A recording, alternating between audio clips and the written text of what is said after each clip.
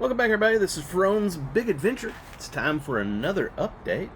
For those that don't know, this is my vlog where I chronicle my life adventures, which right now involves resigning from my job and career of 3 decades and moving to the Philippines, getting married to the love of my life, and trying to start the next chapter. So, if you haven't already, please hit that subscribe button. It means so much to me. I mean, really does. Please hit the subscribe button. Alright, so, in this week's update, a lot has happened.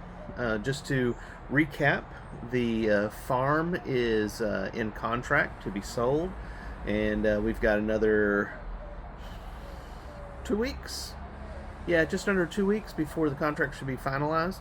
So that'll be taken care of, and I won't have to worry about that. So likely won't have to take my 401k out. I'll be, putting that over into another form of investment, basically, so I don't have to take it out and I don't get penalized and all that kind of stuff. Because I am under retirement age. I am actually, today, hey, by the way, everybody, today is my birthday. I am 53 years old today. Woohoo! Yeah! Give me a like and a comment on that if you're happy for me. So, yeah, I'm 53 years old. In America, you have to hit age 62 for early retirement, and I am not there yet. I've got 9 years to go. So basically, I need to be able to financially support myself and my fiance for the next 9 years, which I should be just fine. Shouldn't be any issue with that whatsoever. So yeah, 53 years old. Holy crap! Can't believe 53 years on this planet. Whew. What a life! What a life, right? So, like I was saying, big updates are recap. The farm is being sold. There's 99.9% chance that it's getting sold, so that'll be good. I sold my truck weeks ago, so I don't have to worry about that. Last weekend, I sold a bunch of my computer game consoles and my retro machines and video games and stuff like that, trying to downsize here around the house, because eventually we will have to either lease the house out through a management company or sell the house. There's been some strong opinions on that, either way, in the comments. And really, I don't have an opinion either way, which way it goes. I mean, ultimately, I wouldn't mind renting the house out through a management company, because that means that I get money for the house for the foreseeable future while it's renting, and then at some point in the future, if I want to sell it, then get the money from the sale, rather than selling now and not getting the leasing money from that. So I mean, ultimately that sounds great, but you never know if the tenants are going to destroy your home, what kind of repairs you're going to have to go through, how much the management company is going to spend while they're taking care of it, because I'll be 8,500 miles on the other side of the planet. So I can't take care of anything with the house if it's leased out. It would be purely through a management company taking care of that. So yeah, I could go either way on that. And like I said, some strong opinions, and I appreciate all of y'all for letting me know your opinions on that and your experiences and so forth in the comments. I do really appreciate that. What else? Still lots around the house to sell. Tons around the house to sell. I found a place to temporarily live with my fiance and I in the Philippines. It is a condo unit, and it's beautiful, and it's not expensive. It's a 2-bedroom unit, and with a car parking spot. I don't have a car yet over there, but eventually I will get a car over there. Another thing that's highly opinionated in the comments, and I appreciate each and every one of you for that.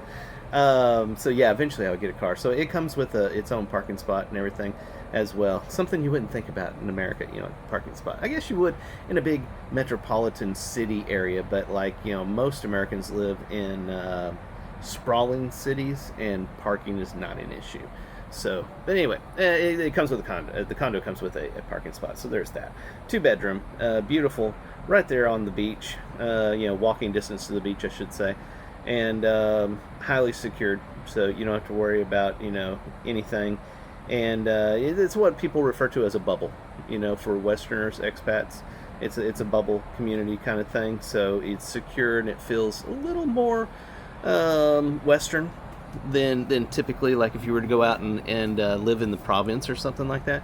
So it's easier to get acclimated, and you know, not as much of a culture shock. So that's important, and it's not super expensive. I know there's going to be some highly opinionated comments on this, but it's not expensive to me. It's about 30,000 Filipino pesos a month, 1 year contract, and in my opinion, I think it's good. I do. Could it be less? Yeah, it could. Could it be more? It absolutely could as well. And you know, I think it's gonna be great. My fiance has seen videos of it, and she thinks it's great. She's really into it as well. And we had a friend of ours, or my brother's fiance, went over and spoke with the agent, met with them, and video chatted with us while going through both of the units, showing it to us. So she had 2 units available, and sent us videos as well that I sent to my fiance and everything. And so she was very helpful, very helpful. Thank her for that very much. So yeah, I'm super stoked about this. At the same time, it's getting real. The closer we get, the more things that happen, the more real it gets, and the more real it gets, the more it hits you, and you go, "Holy crap! Okay, so this is happening." And yeah, so you know, it's like one of my videos I made a long time ago about the emotional roller coaster. Highs and lows, highs and lows. You're happy, you're excited, you're scared shitless, and you know, and you just, that's life, folks. That's life. Life is never going to be super simple and easy. It never is. It never has been. Not going to anytime in the future. If you're afraid to try anything, if you're always worried about what's going to happen, you'll never do anything, and you'll never actually have those successes in life.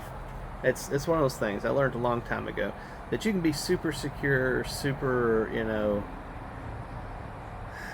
that you can have everything perfect, but you'll never get anywhere. You'll have a very mundane, I can't come up with the right word, life. If you don't take chances, you're usually not going to get those big successes. And at the same time, you have to weigh your odds as well, your chances, the risk versus reward. You can't be crazy. Don't live a chaotic lifestyle. But at the same time, when you see things like this, and it's not a crapshoot. It's better than a crapshoot. It's much better than a crapshoot. But you're just a little scared, like a little anxious of whether you should do it or not. You know, give it a shot. Check all of the variables, make sure that everything works out for you, make sure you have an exit plan, which I do. I have an exit plan. You know, but take the risk. Sometimes in life you just got to take the leap of faith. You have to do it, and that's what I'm doing. So, yeah. I'm excited and scared.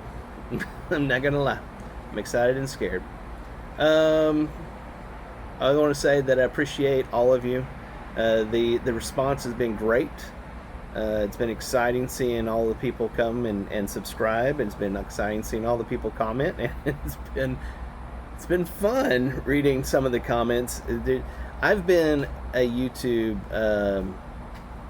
content provider, content creator for almost 2 decades now. I started doing, back in the day, doing Pokemon card openings. I would open up Pokemon packs, and had a large channel at the time, spent a lot of money on it, had a lot of fun doing it, and it's grown. I've gone from there to doing streaming of video games and stuff. Did a lot with MMORPGs, massively multiplayer online role-playing games. You've probably heard of things like World of Warcraft. If you're not a gamer, you've at least probably heard of World of Warcraft. But I mainly did, like, EverQuest was a big one back in the day and stuff. And I still do. I play Lord of the Rings Online, and I play EverQuest Legends. Now those are my 2 big MMOs. I'm sorry, I got off, squirrel! I got off track there. What I'm trying to say is I've been around social media and content creation for almost 2 decades, and never made much money at it. It's always been just for fun. It really has always been just for fun.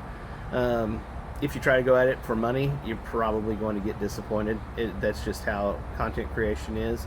Very, very small number of people actually make a living off of content creation. All of that to say, I've been around the block many times, and I know that having any kind of content creation opens you up for lots of criticism, lots of comments, lots of trolls, and I've enjoyed watching my new trolls show up here on this channel. I knew it would happen. I knew it would. I mean, look at me. I'm beautiful, right? I knew the trolls would show up, and I've been having fun reading all of it. It makes me laugh. There's a lot of crazy people in the world. Don't get me wrong, folks. There are a lot of crazy people in the world, and I'm not saying that everybody that comments bad is crazy. That's not what I'm saying. I'm just saying when you do content creation, you have to be aware of that, and you have to know that you have to have a thick skin, and know that some of the people that are that will reply to you and follow you and just relentlessly attack you are it just is what it is. You can't do anything about it. So I think I've been reading some of the comments with my fiance, and she laughs at some of it because it is kind of funny. But in particular, just to address some of the comments that have been out there. Number one, I've seen a lot of people say this: I'm not just selling everything and rushing over there. I'm selling what I have to sell to have the security to be able to exist, but I'm not going over to the Philippines without an exit plan, folks. I have an exit plan. I will be okay. No matter what, I will be okay. I'm selling the things that I can't take with me and that I don't want to store because that's very expensive. There's no reason to do that. And at the end of the day, stuff is stuff. Memories is what counts. Your experiences is what counts. Your stuff, that doesn't matter. It really doesn't matter. So if you've got a lot of stuff, at some point in your life, let it go. Just let it go. And that's what I'm doing. The farm, the RV, the tractor, all of that, that was an adventure. Nonetheless, it was an adventure. It was a fun adventure at times, and it was a bad adventure at times. It was something that didn't work out for me, and the farm was left to me from my mother. It was left to her from her mother and father. So it comes from my grandparents. It wasn't something I went out and spent money on. It was something that was left to me in inheritance, and I tried to make a go of it. And I'm not a farmer. I wish I was. I wish I was like my grandfather. He was an amazing man, and my grandmother, she was an incredible woman. I wish I was like them, but I'm not. I was raised in a city. I'm a city slicker from day one, so I couldn't do it. It just wasn't for me, and it was just sitting there going to waste. It needed to go to somebody who could actually use the land appropriately and help the world by making food. that wasn't me. I wasn't good at that. So it was best to get rid of the farm. Whether I went to the Philippines or not, I needed to get rid of the farm. It needed to go. And with the farm being gone, the RV and the tractor needed to go. The tractor and RV aren't sold yet. I'm still working on that. I'm waiting until I get money from the farm so I can fully pay off both of those items, and then I'll put them up for sale to get back what I can from them.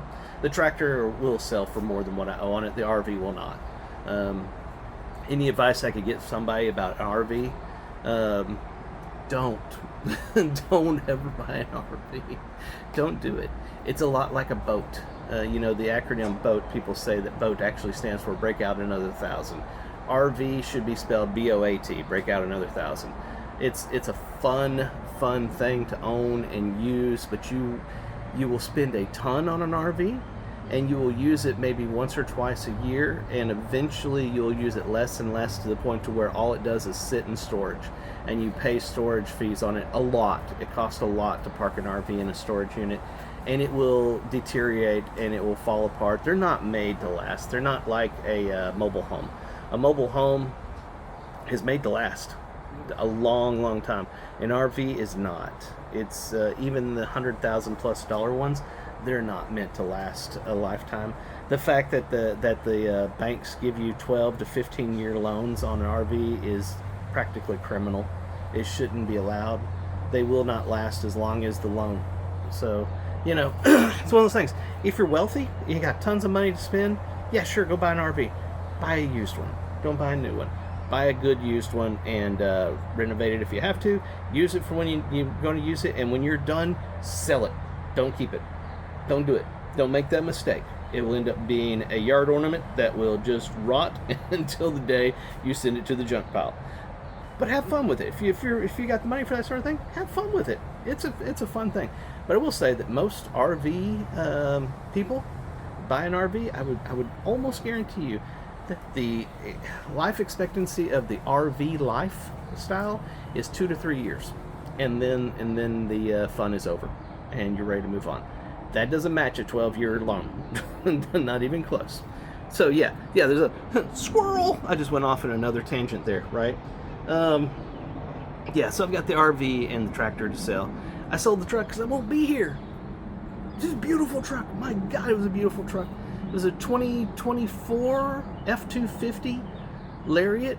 It was insane. It also cost a ton. I was spending $1,100 a month on the loan. I was spending, I think, almost $200 a month on insurance. It was a diesel. It was a big, beautiful diesel. The truck was I loved the truck. I loved the truck. It cost me a lot. There was no reason to keep it. There was none. I had the memories, I have the experiences of owning it. I don't need to keep the truck. You know what I'm saying? So that's why I sold it. And I was super, super excited that when I sold that to Carvana, I ended up walking away from that with $6,000 or more above what I owed. That was great. That was fantastic. And in the future, I'll buy another vehicle.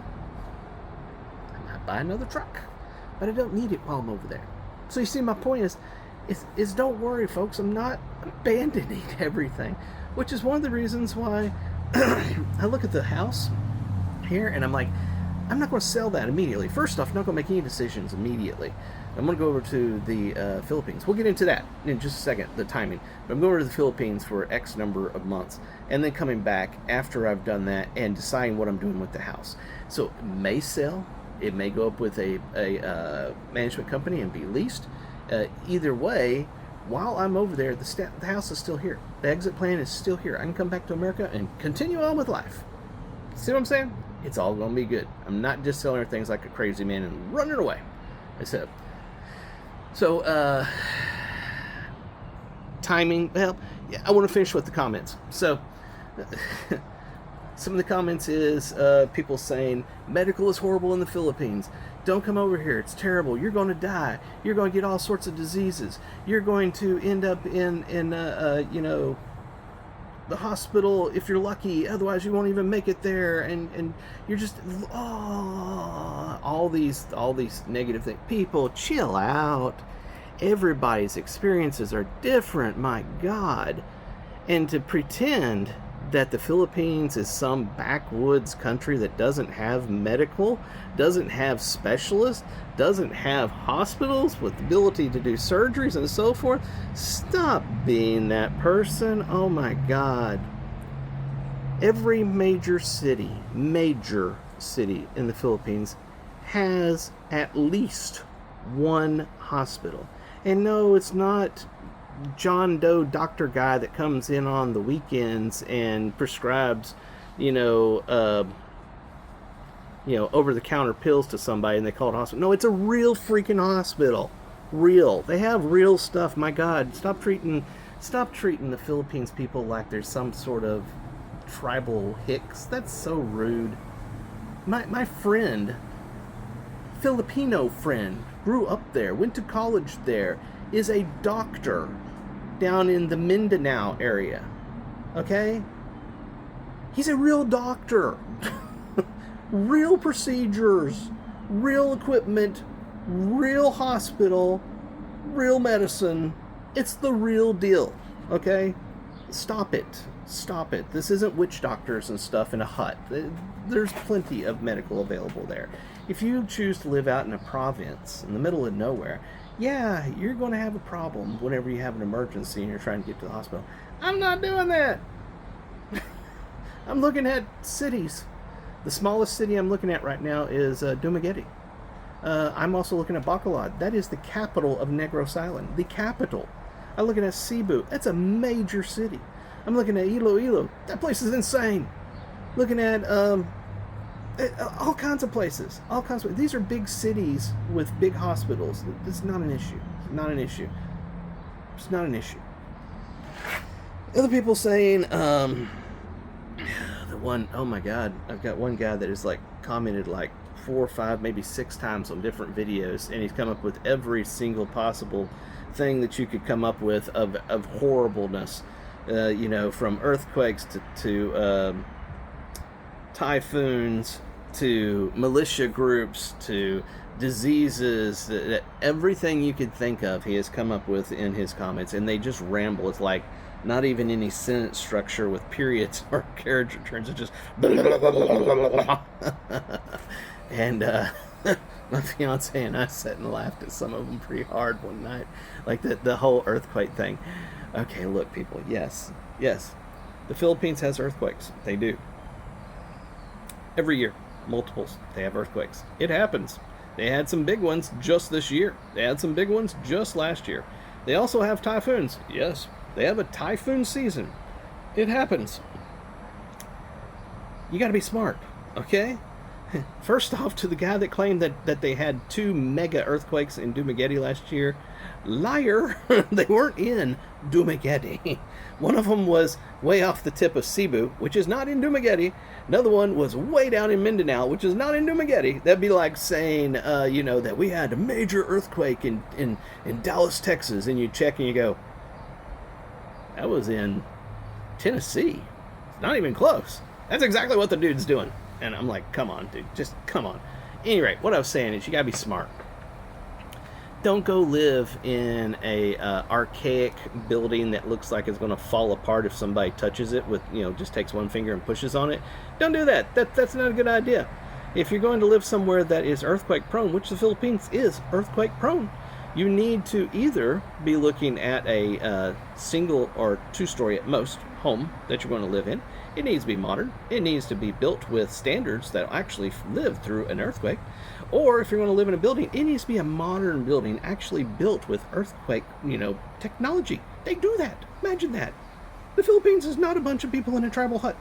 They actually do good things, like, build buildings that actually stand through earthquakes. Amazing that they would do that. So first off, be smart. Number 2, about being smart, typhoons. It isn't hard. It's not hard. When you're renting or buying a place, you check to see if it's in a flood zone. They do that. It's a thing. Again, they're not in huts. These aren't tribal people going, no. This is a real country. You can actually check this stuff. They know. Don't buy or rent a house in a flood zone. Don't buy a house or rent a house that's on the beach if you're in an area that is typhoon prone. Philippines is typhoon prone. They have typhoons every single year, just like all the Southeast Asian countries. They have typhoons. They have a typhoon season. Just like here in Texas, we have a tornado season. Okay? They actually come by every year. It happens. Unlike a typhoon, we don't know. So you get like maybe 5 minutes, sometimes you get 1 minute, and sometimes you don't know until the tornado has just decided to touch down right then. Typhoon, you know it's coming. So, number 1, make sure you're not in a flood zone. Number 2, make sure you got an exit path. Number 3, if it looks like it's going to be horrible, don't just stay there like, well, here comes the typhoon. They say it's going to be here in 5 days. We're just going to live right here in this spot where we've seen videos multiple times of 10-foot tall waves going down the street, and we're just going to rough it out. No, get the fuck out. Go somewhere else. If it's going to hit Dumaguete and not, Bacolod, go to Bacolod. It's not, if it's going to hit, if you're in Bacolod and it's going to hit there and it's not going to hit Cebu, hey, take a vacation to Cebu. You see what I'm saying? You can plan this stuff. Stop acting like it's such a horrible thing. Oh my God, people. Oh my God. And then the other thing. Oh my God. Oh, this particular troll. Volcanoes. There's volcanoes there. Yes. Yes. The Philippines is in what's called the Triangle of Death or something like that. I can't remember. The point is they have volcanoes. I'm not going to get a house on the side of the volcano. Why would I do that? That'd be stupid. The big volcano on Negros Island, which is the main island I'm looking at, is Mount Canaleon, I think is how it's pronounced. It's up near some towns up that way, like La Castellana and so forth. I don't intend on, renting or buying a house near that volcano. If I'm in Bacolod, the most that happens when it goes off is I get ash fallout. And then life goes on. If I'm in Dumaguete, the most that happens is I see it on the news that it happened. Life goes on. I don't know why it was even a concern to some people in the comments that they have volcanoes that erupt in the Philippines. Yes, they do. Don't live next to it. Don't put a house in the lava flow zone. That's kind of stupid. You should know not to do that. Moving on. The next comment, big comment, is your fiance is a scammer. She's going to scam you. I know, it's happened to me and all this kind of stuff. That's all they do. They're just big scammers. Their family's going to take all your money. They're all scam. Look, people, it's sad that I have to even say this. Every human being on this earth is an individual. Every family on this earth is an individual family. Every experience that happens on this planet with the family and those people is individualized. When you start stereotyping, when you start saying that everybody in one country is going to do the exact same thing all the time, I can't help but to say that you're very simple-minded. Everybody's different. Is it possible that I could have been going into something where I'm getting scammed? You damn straight. There's a possibility. I'm not stupid. I've been checking things all along. I've been in this relationship for going on 2 years now. I'm not dumb. I may sound dumb, but I'm not dumb. I know what's going on, and I know that there's a 0.0001% chance that this is a scam. I've done my due diligence. It's okay. Calm down. Sit down. It's all right. It's okay. It's going to be okay. But stop stereotyping all the Filipino people.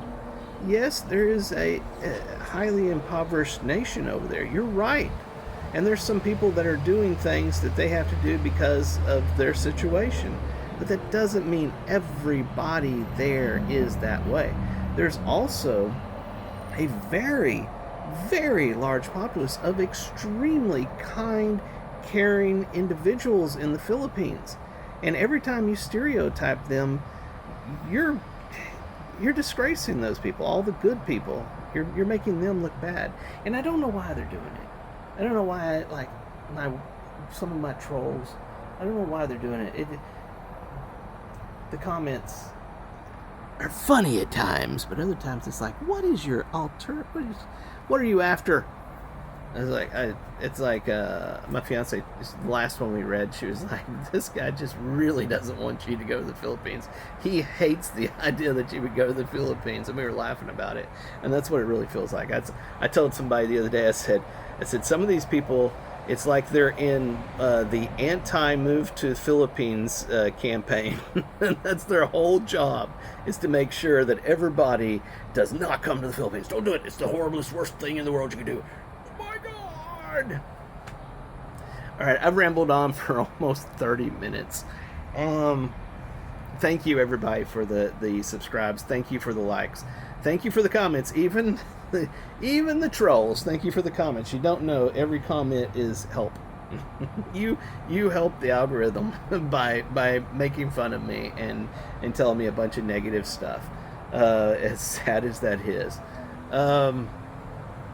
Jeez. So one last thing, I was talking about timing. I said I'd get to that. August 3rd, just an update again. August 3rd is my last day of official employment. And then in October is when I'm planning my flight over to the Philippines. Right now, 2 months out, the cost is looking to be for one way is 500 to 600, some almost 700 for certain ones to go over. Of course, you can't just go over with one way. That the from what I've read a whole lot, the airlines won't let you board if you don't have a ticket to come back. You can watch multiple videos out there on YouTube. If you just search on, it tells you how to do it. There are services where you can order a ticket to go from the Philippines to somewhere else for very cheap, $20-$30 at most for like Thailand or something like that. So whenever you're boarding in America to go to the Philippines and they ask for your return trip, you show them your ticket for your continuation, I think it's called. So continue on from. So it's like you're landing in the Philippines and then you're taking another flight elsewhere to like Thailand or whatever, and they're okay with that. That seems to be the fine thing. So it rambled again. October is when I'm planning on going over there. I plan to be in the Philippines for 6 months. That's so that my fiance and I can do all the paperwork and get everything set up and done and get married. How and where we're getting married is still up in the air. We haven't figured all that out yet. But for those worrying about paperwork and stuff like that, we already went through the K-1 process. We're in the middle of the K-1 process, and we're canceling the K-1 process. All of our paperwork has already been submitted. That was last October that all got submitted to the USCIS. So we have all those documents. Don't worry about it. It's okay. We got all of it. Everything that you need, we have it because we had to get it for the K-1 visa process. The K-1 visa process, for anybody that's looking to do that, is insanely long right now. Insanely long. We still have not heard anything back after, let me see, 2 + 7, 9. After 9 months, we've heard nothing back from the USCIS. Not one word back. As things change here in America and they're making it harder and harder for immigration and stuff, the process is getting worse, folks. I'm sorry to tell you, but it's getting worse. And that's one of the reasons why I decided that I'm just not going to do it. Not going to do it. I gave up on the K-1 process, moving to the Philippines, getting married there. And yes, I know, because this will be one of the negative comments. She can't come back here. You won't have a visa for her. I know that. We'll get married there. Then we'll start the process for a spousal visa. That's a different one. That's not the K-1. That's a different one. And it'll take 2 or 3 years, maybe even longer, the way immigration's going in America. Eventually, my wife will get a visa to be able to come to America so we can come over here and vacation and see family and stuff like that. But it's going to take a long time. The thing is I'm not going to wait years to marry the woman of my, of my dreams, my love. I'm not going to wait years for the government to allow me to get married. No, sorry, not doing that. I've already waited over a year since I proposed to her and still not married. I'm going over there getting married. We'll figure out the whole visa to America thing later. As far as I'm concerned, my country, America, my country betrayed me because they made it to where I can't bring my wife here without massive loops to jump through and massive time of waiting. Whereas the illegals that came here and caused this whole issue, they got in instantly. But me as an American citizen trying to do it the right way, I'm getting screwed by my government, and I've had enough. So that's why I'm going over there and just being done with it. You know, that is what it is. So then after the 6 months, I'll be we'll have a lot better idea of what we're doing. I'll come back over here to America and decide whether I'm putting the house up for sale or not, start shipping things to the Philippines and so forth. And then after a certain period of time, don't know how long that'll be, then I'll be flying back to the Philippines for a much more lengthier stay. And eventually, some point in the future, we'll be full-time over there because I'll be 13A visa, a spousal visa in the Philippines. So, I'll be full-time expat. Woo! All right, folks, that's going on 34. Holy crap, almost 35 minutes of rambling. If you stayed this long, you are my hero. Hit that subscribe button. Do it. Don't just think about it. Do it. If you're watching on TV right now, hit your little remote thing to go up or down or whatever. It'll bring up the deal so that you can hit the plus sign to hit, because I see this all the time with all my channels I've ever had. People love to watch on TV, and most of them don't ever subscribe. They'll watch your show every week that it comes out. They never subscribe because they have to take that extra thing about getting in there to find the place to hit subscribe. It should be made easier on TVs, but it's not. Hit that subscribe button. I love you, each and every one of you. Y'all have a fantastic rest of your day, night, morning, wherever time, wherever you are. This is Frone's Big Adventure, and I'll chat with you next time. Bye-bye. Woo!